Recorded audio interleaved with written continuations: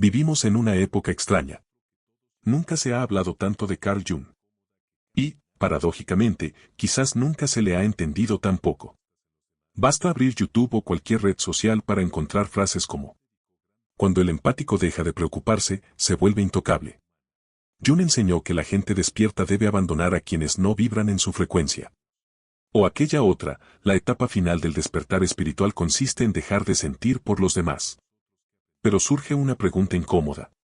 ¿Carl Jung realmente dijo todo eso? ¿O estamos proyectando nuestras propias necesidades modernas sobre un hombre que vivió hace más de 100 años? Hoy vamos a explorar la diferencia entre el Jung histórico y el Jung viral. Porque entender esa diferencia puede transformar por completo la manera en que comprendemos la psicología, la espiritualidad y, sobre todo, a nosotros mismos. Existe un fenómeno fascinante. Tomamos conceptos complejos, profundos y exigentes, y los convertimos en frases inspiradoras de 15 segundos. No ocurre solamente con Jung. También sucede con los estoicos, con Nietzsche y con muchas tradiciones espirituales. Pero en el caso de Jung, el proceso es especialmente llamativo. ¿Por qué? Porque sus ideas hablan del inconsciente, de los símbolos, de la sombra, de los sueños y de la transformación interior. Son conceptos misteriosos, potentes y abiertos a múltiples interpretaciones. Eso los hace irresistibles para la cultura digital. Así nació lo que podríamos llamar el Jung viral. Un Jung que parece hablar de energías, empáticos, vibraciones y despertares definitivos. Un Jung que ofrece respuestas rápidas para problemas complejos. Pero el verdadero Jung desconfiaba profundamente de las respuestas rápidas. Para él, el autoconocimiento era una tarea para toda la vida. Un camino incómodo, lento y muchas veces doloroso.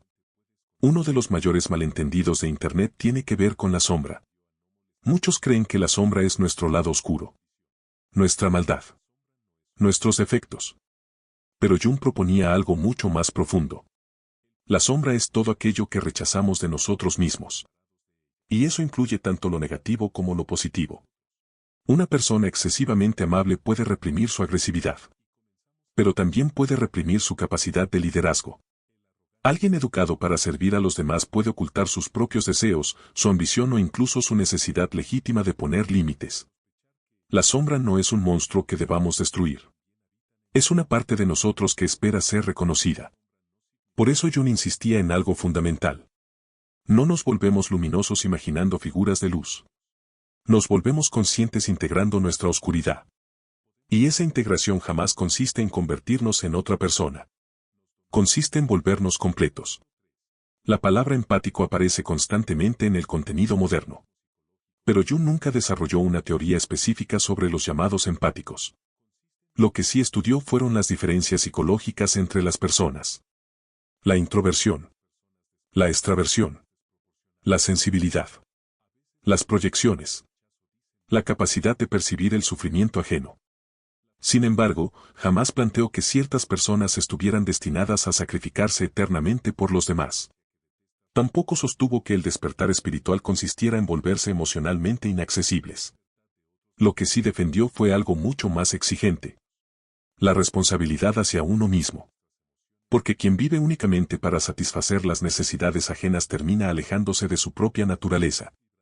Y ese alejamiento tiene consecuencias psicológicas profundas. La pregunta que Jung nos obligaría a formular no es: ¿cómo puedo salvar a todos? Sino: ¿quién soy realmente cuando dejo de actuar para complacer a los demás?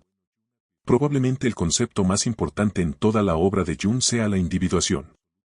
Y también uno de los más malinterpretados. Individuarse no significa aislarse. No significa creerse superior. Ni abandonar al mundo. Significa convertirse en quien uno está destinado a ser. Integrar las contradicciones internas. Aceptar la propia sombra. Reconocer las proyecciones. Y asumir la responsabilidad de la propia existencia. La individuación es un acto profundamente moral. Porque requiere abandonar las máscaras que otros esperan de nosotros. Y eso inevitablemente decepciona a algunas personas. Jung comprendía algo incómodo. Muchos sistemas familiares, sociales e incluso culturales prefieren individuos previsibles y manejables. Personas que no cuestionen su papel. Personas que sigan siendo quienes siempre fueron. Pero crecer implica cambiar. Y cambiar implica perder ciertas aprobaciones. El precio de la autenticidad siempre ha sido la incomodidad.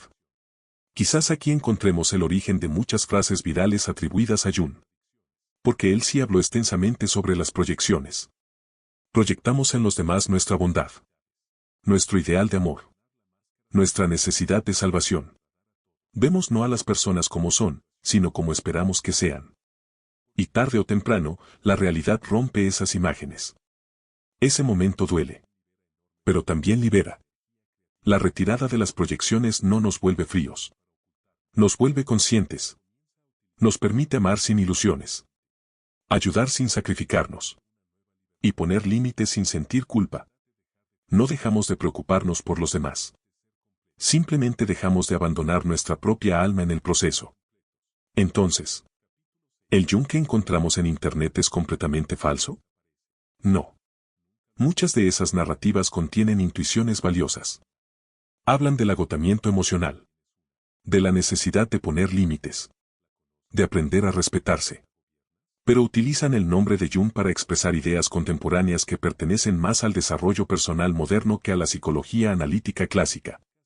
Y quizá eso nos enseña algo importante. Cada época reinventa a sus pensadores. Proyectamos sobre ellos nuestras preguntas, nuestros miedos y nuestras esperanzas. La verdadera invitación no consiste en repetir frases atribuidas a Jung. Consiste en hacer lo que él mismo proponía. Descender al propio inconsciente. Enfrentar la propia sombra. Retirar las proyecciones. Y emprender la tarea más difícil de todas. Convertirse en uno mismo. Porque, al final, el mundo no necesita copias de otras personas. Necesita individuos conscientes de su propia verdad. Y esa, probablemente, sea la enseñanza más vigente y revolucionaria que Carl Jung puede ofrecernos todavía hoy. Y recuerda, la individuación no es convertirse en alguien nuevo. Es tener el valor de ser quien siempre ha sido.